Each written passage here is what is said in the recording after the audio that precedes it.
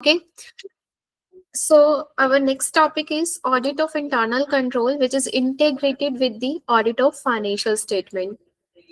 So when an auditor is engaged to perform audit of internal control as well, along with the financial statement, then he can give his audit report combined with this internal control report. Also, he can give the separate report for this internal control. Okay.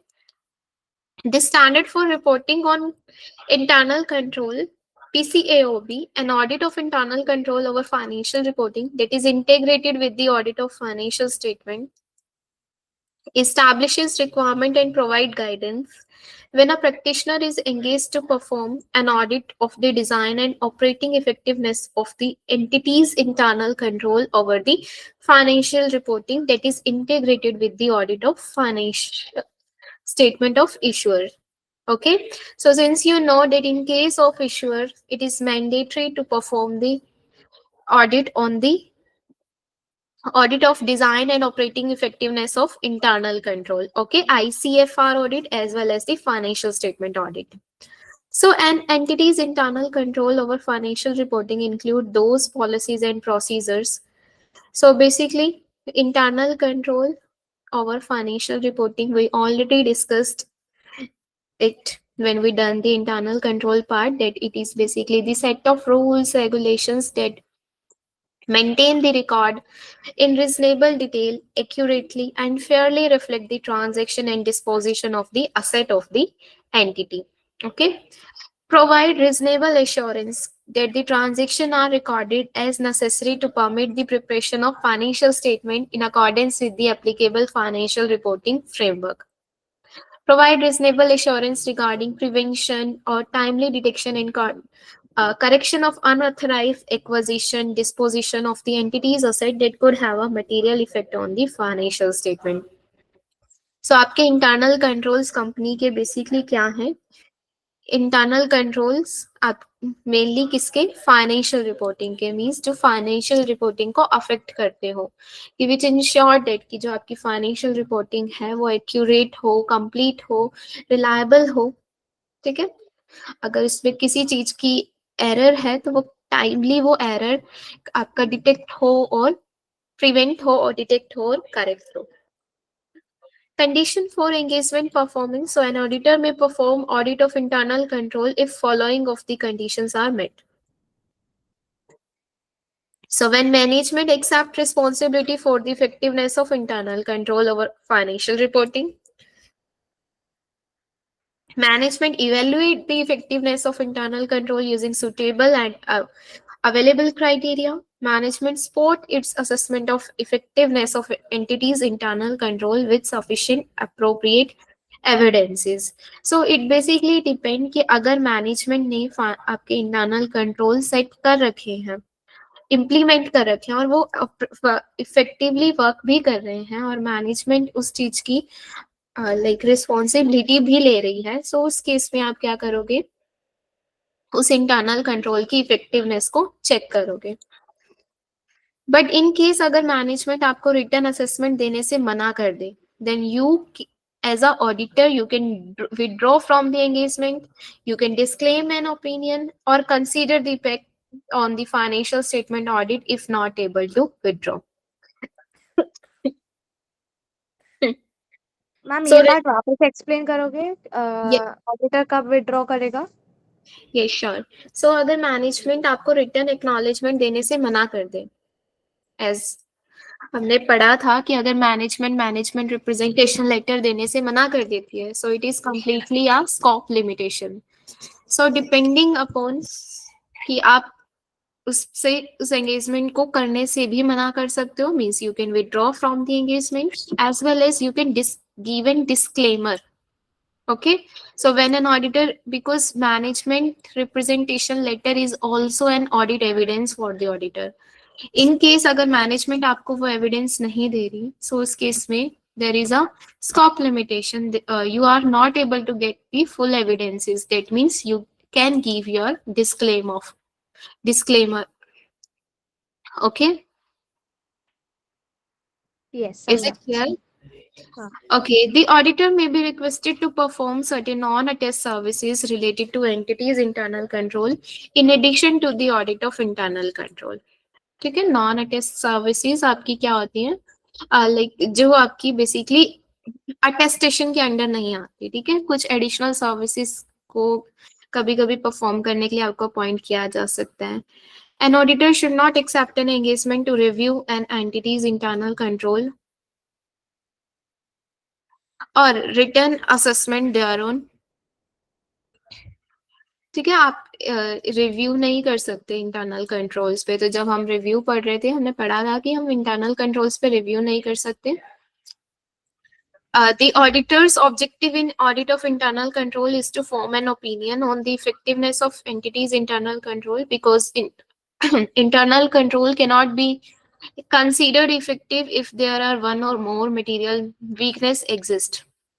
The auditor must plan and perform the audit to obtain appropriate evidence that is sufficient to obtain reasonable assurance about whether material weakness exists as of the date specified in management assessment to form a basis for the opinion.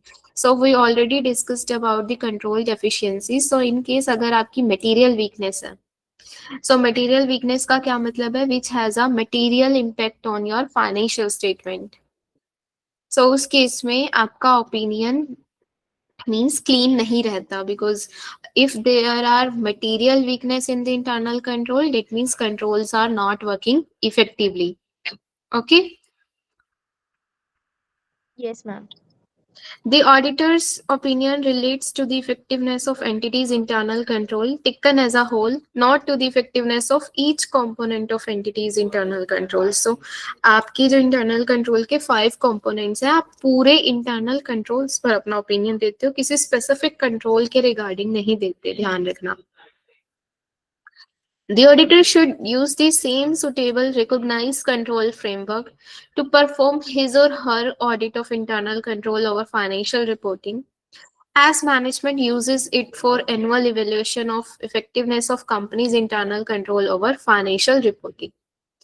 Okay, so your framework should be the same कि आप जिसके regarding अपने internal controls को test कर रहे हो. Like आपके internal controls किस पे बेस्ड रहते हैं, कॉसो प्रिंसिपल पर ना.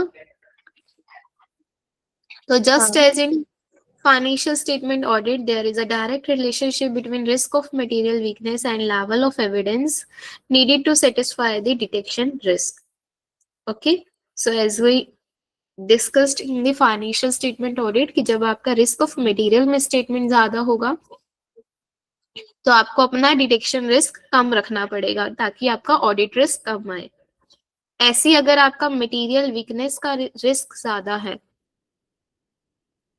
ठीक है, कि कंट्रोल में आपके कंट्रोल्स में मटेरियल वीकनेस हो सकती है, अगर ये रिस्क ज्यादा है then you need to keep your detection risk low so that आपका ओवरऑल ऑडिट रिस्क क्या आ जाए, एक्सेप्टेबल लो लेवल पर आ जाए.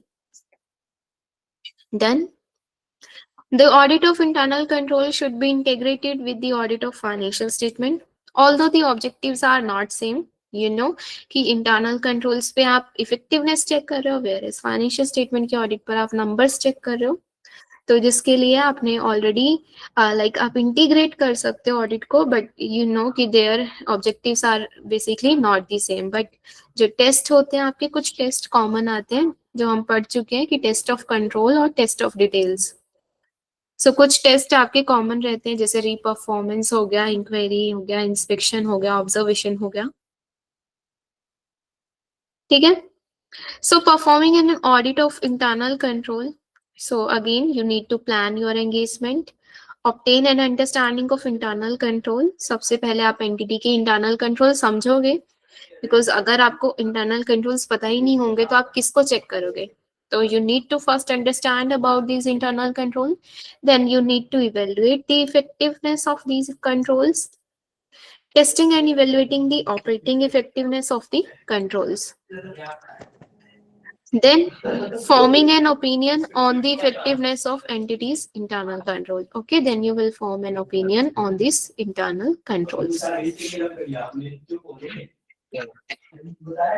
In planning and audit of internal control, the auditor should consider the following factors. So when you are doing some planning, like how to perform the audit of internal control, then you need to have certain things in mind, like knowledge of the entity's internal control obtained during other professional engagement. कि अगर आपने कोई और professional engagement perform की है, then उसके वो perform करते वक्त आपको कितना समझ में आया, मतलब एंटिटी के इंटरनल कंट्रोल रिगार्डिंग कितनी नॉलेज लाइक ऑलरेडी आपके पास है, मैटर्स जो इफेक्ट कर सकते हैं। सो सिमिलरली जैसे आप एंटिटीज और इन्वायरमेंट के बारे में समझते हो, ऐसे ही इंटरनल कंट्रोल्स क्या है और उसको क्या क्या फैक्टर इन्फ्लुएंस कर सकते हैं। Matter relating to the entity's business, including organization, operating characteristics, and capital structure. The extent of recent changes, if any, in the entity, its operation over the internal control. कि अगर entity ने कोई recent में changes लाए हैं कुछ controls में, then you need to evaluate that. Preliminary judgment about materiality, risk, and other factor related to determination of material weakness. ठीक है। Deficiency previously communicated to TCWG कि अगर मान लो कोई प्रीवियस एंगेजमेंट में आपकी कुछ डेफिशिएंसीज कम्युनिकेट की गई हैं, then you need to evaluate कि क्या वो डेफिशिएंसीज फिर खत्म की गई हैं या नहीं की गई, लाइक उसके अगेंस्ट क्या प्लान बने हैं। लीगल और regulatory matter of which the entity is aware of, the type and extent of available evidence related to effectiveness of entities internal control.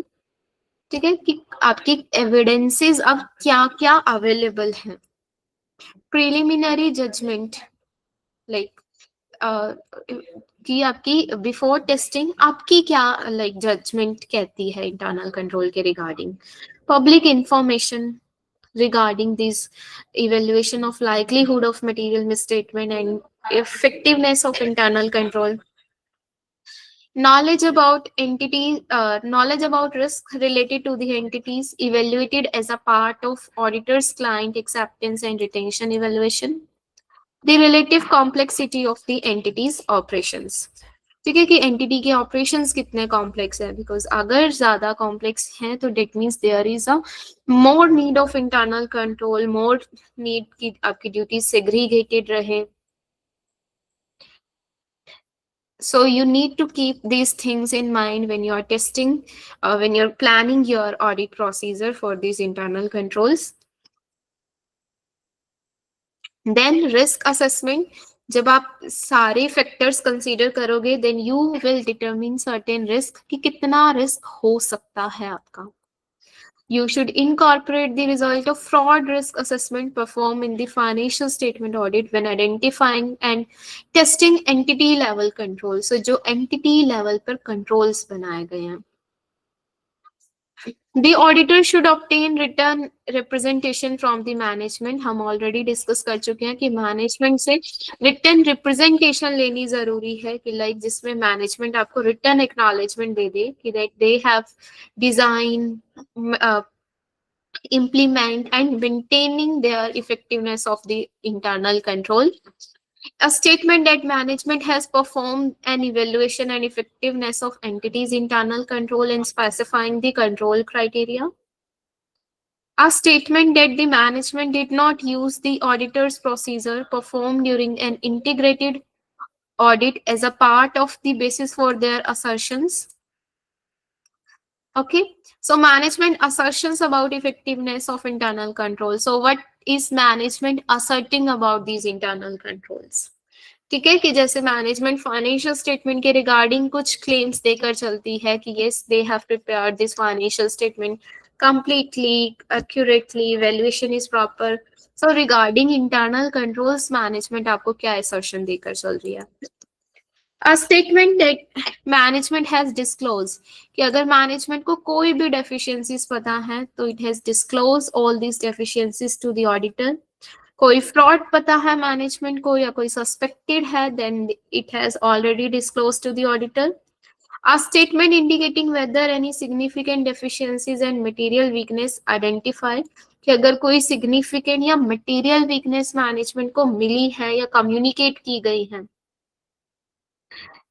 ठीक है, लाइक प्रीवियसली जो कम्युनिकेट की गई थी दे हैज बीन रिजॉल्व और not, any statement indicating whether there are subsequent to the date being reported on any change in internal control. So जैसे आप financial statement में सब्सिक्वेंट इवेंट रिगार्डिंग मैनेजमेंट से return assertion लेते हो, ऐसे ही यहाँ पर भी अगर कोई सब्सिक्वेंट चेंजेस लाए गए हैं कंट्रोल्स में, so they will give you the written assertion about this changes also, कि अगर कोई चेंज लाए गए हैं जो इफेक्ट कर सकते हैं आपके इंटरनल कंट्रोल्स को. The auditor should audit and report directly on the effectiveness of entities' internal control over financial reporting. There is not an option to report on management written assertion about the effectiveness of ICFR. However, there is an option to combine the audit report on internal control with financial statement audit report. These may be issued separate or combined. So as I told you कि आपकी report combined भी हो सकती है और separately भी आप issue कर सकते हो. Okay, any doubt? No doubt. So next is the auditor's report on audit of IC internal control will include. So आपकी रिपोर्ट मोर और लेस सेम ही रहेगी, बस आपकी क्या आ जाएंगे यहाँ पर, टाइटल सेम रहेगा आपका, बस डिपेंड करता है कि आप उसको लाइक सेपरेटली इशू कर रहे हो या उसके साथ कंबाइन कर रहे हो. कंबाइन कर रहे हो तो मैंने आपको कल बताया था कि जैसे आप उसका ओपिनियन रख रहे हो, सिमिलरली उसका इंटरनल कंट्रोल्स का भी आपको ओपिनियन रख के चलना है. हाँ ठीक है, और मैनेजमेंट की जो रिस्पॉन्सिबिलिटीज मेंशन कर रहे हो आप ओपिनियन सेक्शन में ही करते हैं ना हम, बेसिस हाँ फॉर ओपिनियन सेक्शन में इश्यूअर के लिए, तो वहीं पर आप इंटरनल कंट्रोल के रिगार्डिंग भी उनकी रिस्पॉन्सिबिलिटी मेंशन कर दोगे. ठीक है. आपका टाइटल इश्यूअर के लिए report of independent registered public accounting firm रहता है. आपका एड्रेसी, किसको रिपोर्ट आप एड्रेस कर रहे हो बेसिकली, तो वो आपकी या तो बोर्ड ऑफ डायरेक्टर्स हो सकते हैं आपकी, ओके, या शेयर होल्डर्स हो सकते हैं. देन आपका ओपिनियन सेक्शन आता है, तो अब जब आप आईसीएफआर पे दे रहे हो तो you will write the opinion on internal control over financial reporting. ठीक है, जिसमें आप ओपिनियन सेक्शन में बेसिकली क्या मेंशन करते थे कि आपकी स्कोप क्या रहने वाला है, कि आप कौन कौन सी फाइनेंशियल्स और कौन कौन से पीरियड की ऑडिट करने वाले हो. तो यहाँ जब आप इंटरनल कंट्रोल की ऑडिट करोगे तो you will mention the name of company की जिसके आप आईसीएफआर ऑडिट कर रहे हो और योर ओपिनियन. ठीक है, नेक्स्ट आपका बेसिस फॉर ओपिनियन सेक्शन आता है, जिसके अंदर हम इश्यूअर्स के केस में मैनेजमेंट और ऑडिटर की रिस्पॉन्सिबिलिटीज डिफाइन कर देते हैं. तो यहाँ आपकी मैनेजमेंट की रिस्पॉन्सिबिलिटीज रिगार्डिंग इंटरनल कंट्रोल्स आएंगी, ऑडिटर की रिस्पॉन्सिबिलिटी की वो कौन से स्टैंडर्ड्स के अकॉर्डिंग लाइक ऑडिट कर रहा है. ओके, जो भी ऑडिटर की रिस्पॉन्सिबिलिटीज हैं it will be mention in this section, basis for opinion section. Clear? हाँ Next, your third section of audit report on the audit of ICFR must include the definition and limitation of internal control over financial reporting. अब यहाँ आपका क्या आ जाता है, जब आप ये मेंशन कर देते हो उसके बाद आपकी एक पैराग्राफ आता है डेफिनेशन और लिमिटेशन ऑफ इंटरनल कंट्रोल. सो जिसके अंदर आप इंटरनल कंट्रोल्स को डिफाइन करते हो और उसकी लिमिटेशंस डिफाइन करते हो. ठीक है, कि इंटरनल कंट्रोल्स की लिमिटेशंस क्या हैं. क्लियर? नेक्स्ट लास्ट में आपका अगेन आपकी ऑडिटर के सिग्नेचर, लोकेशन मींस उसकी सिटी और state, date of audit report, इसके साथ साथ आपका एडिशनल इश्यूअर के केस में क्या मेंशन करते थे आप कि कब से आप उस कंपनी को सर्व कर रहे हो, लेकिन यहाँ इसके केस में आपको मेंशन करने की जरूरत नहीं है आईसीएफआर रिपोर्ट में. ओके. अभी ये जो डेट ऑफ ऑडिट रिपोर्ट है कर भी सकते हो ये, हाँ जी. वो कब की डेट होती है? मैं कंफ्यूज हो गया एक्चुअली. ऑडिट रिपोर्ट डेट जो लास्ट फील्ड वर्क जब आपका कंप्लीट हो जाए. ओके. यस. ठीक है. और report release date? Report release date तो कोई भी हो सकती है, मतलब जब आपकी रिपोर्ट रिलीज होने वाली है। ओके। यस। तो ये यहाँ आपकी। पे जो डेट है, हम्म। यहाँ पे ऑडिट रिपोर्ट डेट आएगी या रिपोर्ट रिलीज डेट आएगी? नहीं, ऑडिट रिपोर्ट डेट आएगी। ओके। तो रिपोर्ट रिलीज डेट कहाँ मेंशन होता है? वो मेंशन नहीं होगी आपकी, क्योंकि मतलब वो तो वो डेट है कि जब आपकी पब्लिकली अवेलेबल हो जाएगी वो रिपोर्ट। ठीक है। ठीक है। ओके। क्योंकि अगर मैंने आपको बताया था कि अगर आप 10 डेज लेटर इशू कर रहे हो रिपोर्ट, तो फिर वो हाँ। 10 डेज का भी तो फिर उसमें कवर हो जाएगा, अगर आप रिपोर्ट रिलीज डेट मेंशन करते हो तो इस रिपोर्ट में। ये रिपोर्ट डेट आपकी वो होती है जब आपका फील्ड वर्क लास्ट कंप्लीट हो चुका है। हाँ, आप एक एग्जांपल के साथ एक्सप्लेन कर सकते हो? जैसे आपका 10 मार्च को खत्म हो गया फील्ड वर्क, हाँ। मतलब उसके बाद आप कोई एडिशनल टेस्टिंग नहीं करने वाले, कि आपको सफिशिएंट एविडेंस मिल चुके हैं, आपने कंक्लूजन निकाल दिया है। ठीक है, तो वो डेट मेंशन रहती है आपकी। लेकिन ओके। अगर आप मान लो वो 15 या 20 को रिलीज करने वाले हो, तो वो 20 नहीं लिखोगे आप उस रिपोर्ट में, क्योंकि फिर ये तो ये सपोज रहेगा ना कि आपने 20 तक टेस्टिंग की है, जबकि आपने तो सिर्फ 10 तक की है टेस्टिंग। सो 10 डेज लेटर की डेट मेंशन करना इज नॉट रेलेवेंट ना। ठीक है। तो हाँ, अभी बाकी। समझो जैसे कि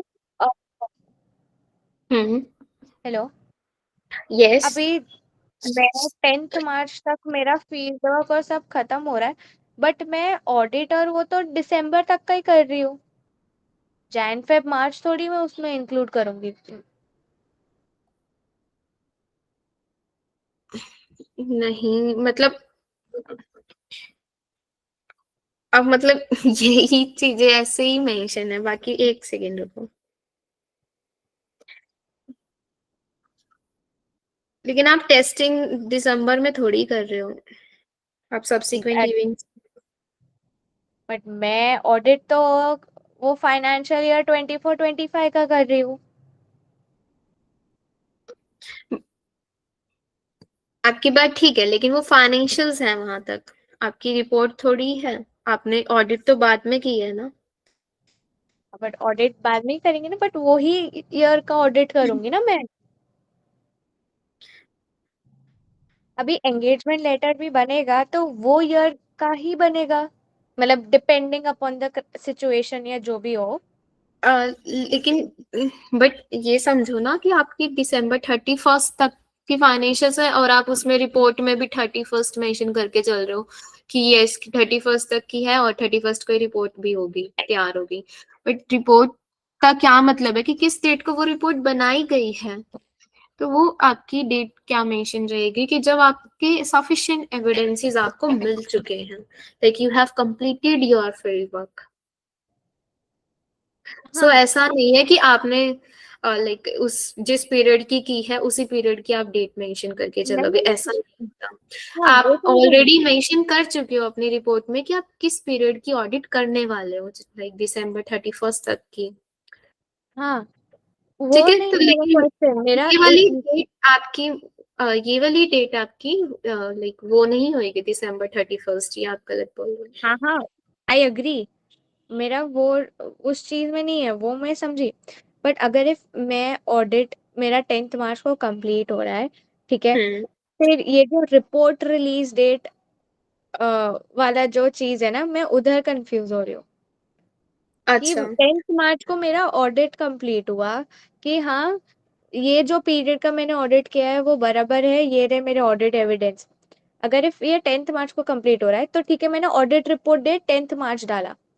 बट अगर इफ हम्म। मेरा report release date is different, hmm. अगर मैं 15th मार्च देखो, डाल रही हर डेट इम्पोर्टेंट नहीं है, कि रिपोर्ट रिलीज डेट का मतलब है कि जब वो पब्लिकली अवेलेबल हो जाएगी। अब कोई चीज आपने आज तैयार करी है, और इट विल डिपेंड कि वो 10 डेज बाद आपकी मतलब इशू होती है, सबको दिखती है। जरूरी नहीं है कि जब वो अवेलेबल होगी आप वही डेट उस पर मेंशन करके चलोगे। ठीक है। रिपोर्ट पहले तैयार होती है, लेकिन इशू तो बाद में होगी ना। ओके। यस, तो लाइक इतना कंफ्यूज मत हो कि डेट आपकी क्या रहने वाली है, बस ये ध्यान रखना कि इसमें जब आपका फील्ड वर्क कंप्लीट हो चुका है, ठीक है। और ठीक है, मैनेजमेंट रिप्रेजेंटेशन लेटर में भी जनरली यही डेट मेंशन रहती है। जिस दिन फील्ड वर्क कंप्लीट हो जाता है वो। यस, कि जो मेनली आपकी ऑडिट रिपोर्ट पे भी मेंशन रहती है डेट। ओके। यस। और एक और क्वेश्चन है, ये यस। कल भी मैंने पूछा था बट मतलब कल मेरा डाउट क्लियर नहीं हुआ था। ये जो ऑडिट हम्म। पीरियड बोला जा सकता है या क्या, कि एक ऑडिटर या एक फर्म कितना ड्यूरेशन या कितने टेन्योर के लिए ऑडिट कर सकता है? आप वो पूछ रहे थे ना कि इश्योर्स के केस में चेंज करना होता है, लेकिन एक मिनट रुको, मैं आपको दिखाई देती हूँ। सो ऑडिट पार्टनर रोटेशन होती है, फर्म रोटेशन नहीं होती।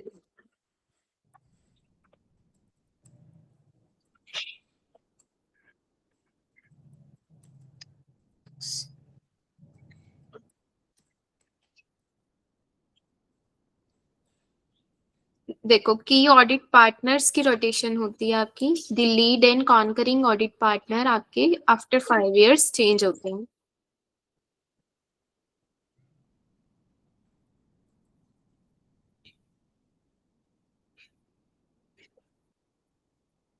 ठीक है, do not apply to entire engagement team, कि आपको सारी एंगेजमेंट टीम चेंज करने की जरूरत नहीं है, बट जो लीड है, लीड ऑडिटर हो गया या जो कॉन्करिंग पार्टनर हो गया, उसको उसकी रोटेशन करनी जरूरी है। बट एक कुछ तो होगा ना कि इतने बार ही कर सकते हैं, इससे ज्यादा नहीं। अच्छा, so maximum time period an audit firm can do audit, ये क्वेश्चन आपका। हाँ।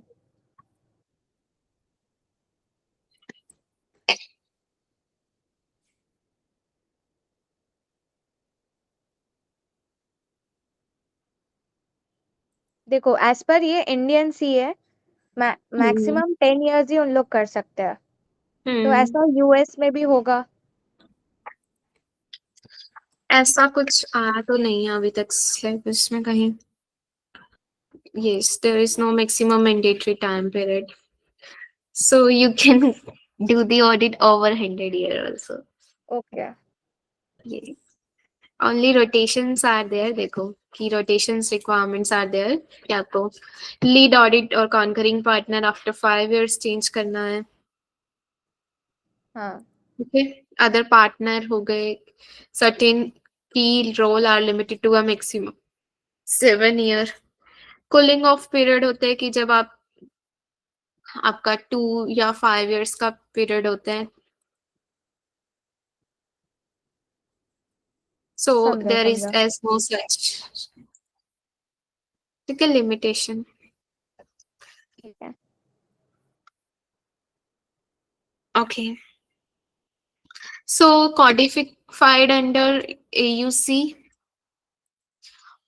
Okay, so ये आपके बेसिकली कॉडिफिकेशन दे रखी है कि जैसे आपकी जो भी गैस कॉडिफिकेशन होती है, आपकी आपकी पीसीएओबी की कॉडिफिकेशन एएस से जैसे डिनोट करते हैं, गैस की एसएएस। ये कोडिफाइड यानी क्या होता है?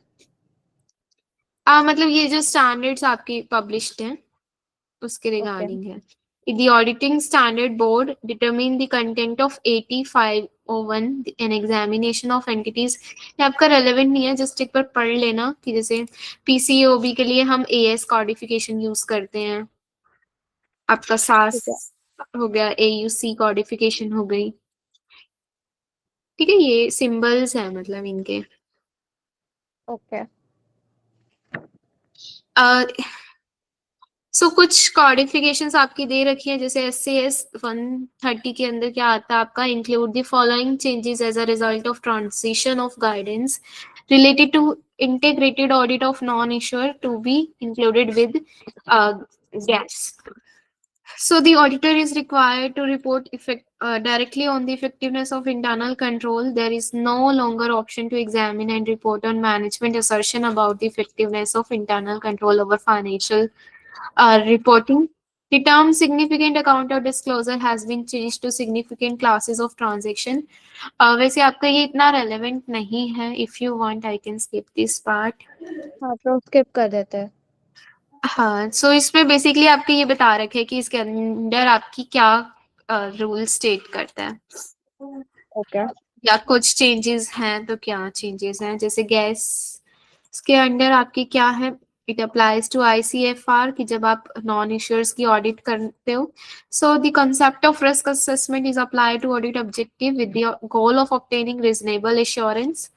The objective of the audit in ICFR are to obtain reasonable assurance whether material weakness exists as of the date specified in management assessment about the effectiveness of ICFR.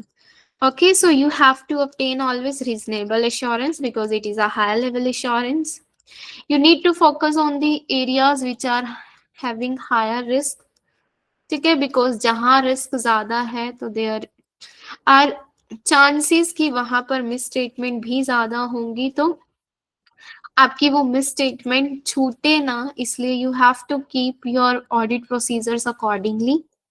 It is not necessary to test control even if deficient would not present a reasonable possibility of material misstatement to the financial statement. The auditor should evaluate the severity of each deficiencies to determine whether the deficiencies individually or in combination is a significant deficiencies. So हमने ये already discuss कर चुके हैं कि जब आपको कोई deficiency दिखती है, you need to evaluate those deficiency कि कहीं वो सिग्निफिकेंट या मटेरियल तो नहीं है. ठीक है, बिकॉज अगर वो मटेरियल वीकनेस है सो उस केस में you have to change your opinion. ठीक है, और आपको सिग्निफिकेंट और मटेरियल वीकनेस कम्युनिकेट भी करनी होती है मैनेजमेंट और टीसीडब्ल्यूजी को. Is it clear? So you have to modify the report अगर आपको मटेरियल वीकनेस दिख रही है, अगर कोई स्कोप लिमिटेशंस है, मतलब मैनेजमेंट आपको रिटर्न रिप्रेजेंटेशन नहीं दे रही, आप एविडेंसेस गैदर नहीं कर पाए properly. The auditor decide to refer to the report of refer to auditor as a basis in part of auditor's opinion. So if you are giving some consolidated, like doing some consolidated audit, so उस case में अगर आप refer to auditor का use कर रहे हो तो ये अभी आपका वैसे कंसेप्ट सर कराएंगे. There is other information contained in the management report. ठीक है, अगर everything is going like all right so far, so you can give your clean opinion, but if something is like some problem is there, like some material weakness is there, some scope limitation is there, then you can change your opinion. So if deficiencies that are individually or in aggregate result in one or more material weakness as of the date specified in management assessment, the auditor should express an adverse opinion unless there is a limitation on the scope. So ये आपको पता है कि जब like there is some gap problem तो आप adverse opinion देते हो. अगर कुछ there is some gas limitation like there is a scope limitation, so you can give the disclaimer of opinion. Is it clear? हाँ. अच्छा, एलिमेंट्स हम already discuss कर चुके हैं आईसीएफआर रिपोर्ट के. हाँ.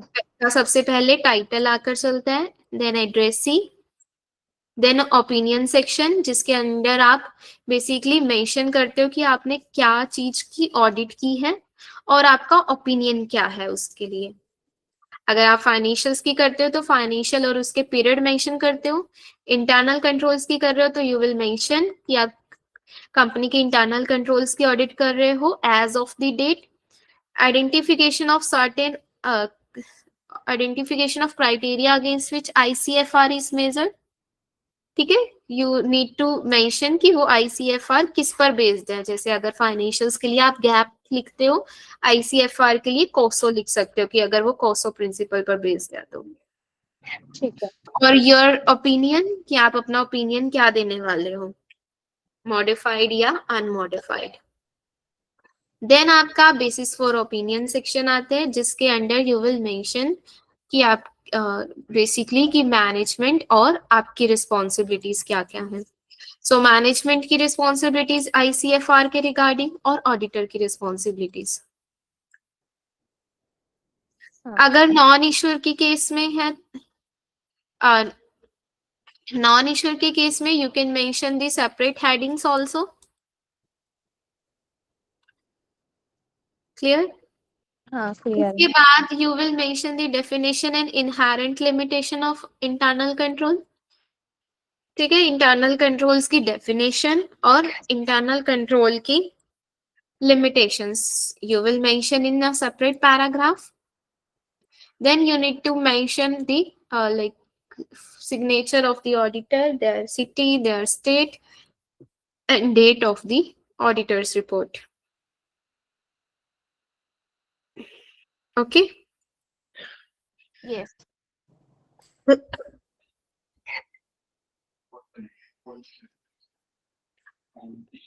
So if the auditor issues a separate report on ICFR, the auditor should add the following. So if you are giving the separate report, then you have to additionally add these things. ठीक है, कि just कि आपने अपनी जो audit है वो किस क्राइटेरिया के अगेंस्ट परफॉर्म की है, और like or you have audited in accordance with what kind of your account your auditing standards. When ICFR is not effective because there are some material weakness. अच्छा, जब आपकी मटेरियल वीकनेस होंगी, जैसे अब उसमें आपका एडवर्स या डिस्क्लेमर आ रहा था तो अपनी रिपोर्ट को मॉडिफाई करते थे ना, ऐसे ही अब आपकी मटेरियल वीकनेस है अगर कंट्रोल्स में, तो you need to modify your report. You need to include the basis for adverse opinion, अगर आप एडवर्स ओपिनियन देने वाले हो या अगर आप डिस्क्लेमर देने वाले हो। ठीक है, फिर उस केस में you need to mention the definition of material weakness. जब अगर आपकी कोई मटेरियल वीकनेस दिख रही है तो आप मटेरियल वीकनेस की डेफिनेशन और स्टेटमेंट की डेट वन और more material weakness have been identify, कि जो भी आपको मटेरियल वीकनेस मिल रही है आप वो स्टेटमेंट मेंशन करके चलोगे। Okay, so when the auditor gives disclaimer but has concluded that one or more material weakness has existed, in case of disclaimer also you need to define your material weakness. Then you need to state that there are material weakness that existed. A statement that one or more material weakness have been identified, and the identification of material weakness described in management assessment about ICFR. A description of material weakness identified in the entity's ICFR. This description should provide the users of the report with specific information about the nature of any material weakness and actual and potential effect, कि उस material weakness के क्या impact पड़ सकते हैं। Okay? Yes अच्छा, yellow book क्या है, गवर्नमेंट ऑडिट क्या है, ये आपकी गवर्नमेंट ऑडिट अभी हुई नहीं है, तो क्या होता है कि हाँ जब हम गवर्नमेंट एंटिटीज की ऑडिट करते हैं तो उसके लिए आपके अलग स्टैंडर्ड्स होते हैं कुछ, जिसे हम गवर्नमेंट ऑडिटिंग स्टैंडर्ड्स बोलते हैं या येलो बुक बोलते हैं। ओके ठीक है, तो उस केस में ऑडिटर को इन स्टैंडर्ड्स के अकॉर्डिंग अपनी ऑडिट परफॉर्म करनी पड़ती है, और अगर कोई सिग्निफिकेंट डेफिशिएंसीज दिखी हैं then he should refer to the government auditing standard. Those standards require the audit to report such deficiencies as findings. ठीक है, उस केस में आपकी ये डेफिशिएंसीज फाइंडिंग्स कहलाएंगी और you need to report in your audit report. ठीक है ओके, हाँ तो ये था आपका अभी ऑडिट रिपोर्ट से रिलेटेड इश्यूअर नॉन इश्यूअर्स के केस में और इंटरनल कंट्रोल्स की ऑडिट। समझ में आया आपको ये? यस ओके,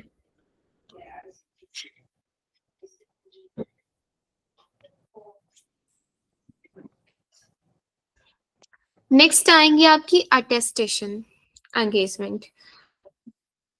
अटेस्टेशन से पहले मैं आपको दूसरी एंगेजमेंट की रिपोर्ट करा दूंगी पहले, क्योंकि वो ज्यादा आसान लगेंगी आपको। प्रिपरेशन, कंपाइलेशन और रिव्यू। ठीक है हम डिस्कस कर चुके हैं रिपोर्ट, अब हम चेक करेंगे उसकी कैसे बनती है। ओके फिर अटेस्टेशन पार्ट हम एक साथ कर लेंगे, क्योंकि इसमें बहुत सारी चीजें आएंगी। अटेस्टेशन में आपकी अलग अलग तरह की रिपोर्ट्स आएंगी।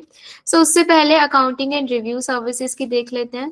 तो अकाउंटिंग और रिव्यू सर्विसेज में क्या है कि जब आपको ऑडिट करने के लिए नहीं बोला, बल्कि उसके अलावा या तो आपको कोई फाइनेंशियल स्टेटमेंट प्रिपेयर करने के लिए बोल दिया है, या रिव्यू या कंपाइल करने के लिए। ठीक है, इस केस में आपके स्टैंडर्ड कौन से फॉलो होते हैं? SSARS standard SSARS standard follow होते हैं कि statement of standards on accounting and review services. ठीक है, इस केस में आपकी डिफरेंट एंगेजमेंट कौन सी आती है? प्रेपरेशन, देन आपकी आएंगी रिव्यू, एंड देन आएंगी आपकी compilation. Clear? Okay, so first आपकी प्रिपरेशन में क्या होता था कि जस्ट आपकी मैनेजमेंट आपको डेटा दे रही है और it is asking that you have to prepare the financial statement. Clear? उस केस यस में आपकी फाइनेंशियल स्टेटमेंट आपको प्रिपेयर करनी है। कोई प्रिपरेशन में आप कोई एश्योरेंस देकर नहीं चलते। It means you do not need to do any audit kind of procedure. You do not need to also give any report. Preparation में आप कोई रिपोर्ट भी नहीं देकर चलते, कोई एश्योरेंस भी देकर नहीं चलते। ठीक है, आपको हाँ जस्ट क्या करना है, जो भी आपको फाइनेंशियल स्टेटमेंट दी गई है और जो भी स्टैंडर्ड्स बताए गए हैं, उस स्टैंडर्ड्स की नॉलेज होनी चाहिए, उसके अकॉर्डिंग आपको फाइनेंशियल्स प्रिपेयर करनी है, दैट्स इट। लेकिन अगर कोई आपको हर फाइनेंशियल स्टेटमेंट के पेज पे ये मेंशन जरूर करना है कि there is no assurance provided. Okay ठीक है, on the each page of financial statement. लेकिन अगर मैनेजमेंट आपको ये करने से मना कर दे कि आपको फाइनेंशियल्स पे ये मेंशन नहीं करना, उस केस में आप एज एन ऑडिटर आपकी क्या ड्यूटी रहेगी, ये मार्क कर लो कि अगर मैनेजमेंट आपको इंक्लूड नहीं करने दे रही, तो उस केस में या तो आप डिस्क्लेमर देकर चलोगे, एक डिस्क्लेमर इशू करके चलोगे कि that management has make clear that there is no assurance is provided. Second thing, आप कंपाइलेशन परफॉर्म कर सकते हो। क्लियर? हाँ तो अगर मैनेजमेंट आपको ये डिस्क्लोज नहीं करने दे रही अपनी ऑडिट रिपोर्ट, फाइनेंशियल स्टेटमेंट में, तो you need to issue a disclaimer या need to perform a compilation engagement. Okay, yes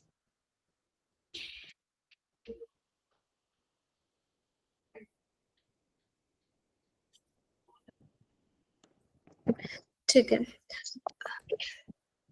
If the accountant assists management with significant judgment regarding amount or disclosure to be reflected in financial statement, the accountant should ensure that management understood those significant judgment reflected in the financial statement.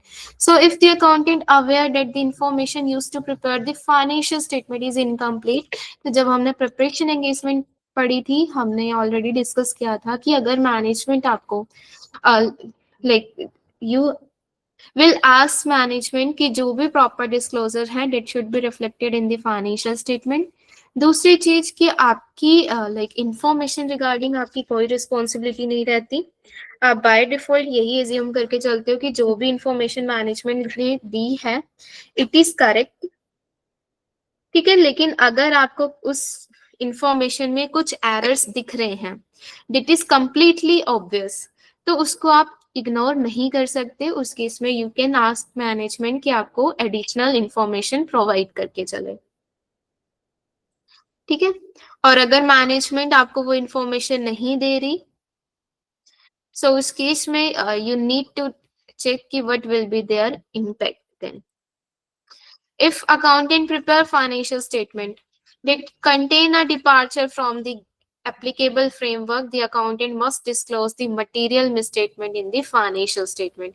So अगर management आपको like कुछ financial statement prepare करने के लिए बोल रहे हैं और उस केस में कुछ there is some departure, then you need to disclose कि उसके क्या impact पड़ सकते हैं।